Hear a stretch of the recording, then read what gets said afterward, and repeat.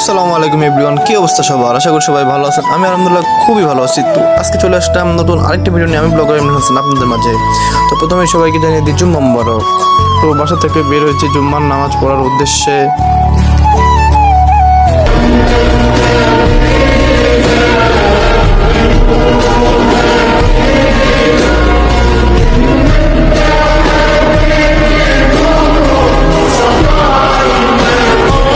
মসজিদে গিয়ে নামাজ টামাজ পড়ার পরে বসে বললাম মসজিদের বারান্দায় জিলাপি খাওয়ার হয়ে।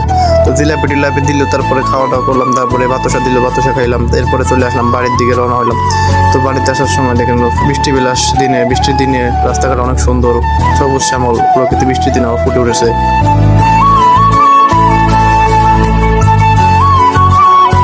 তো এভরিওয়ান, আজকের ভিডিওটা এখানে শেষ করতেছি। পরবর্তী ভিডিওর আমন্ত্রণ জানিয়ে আমি ব্লগার ইমরান হাসান। আসসালামু আলাইকুম।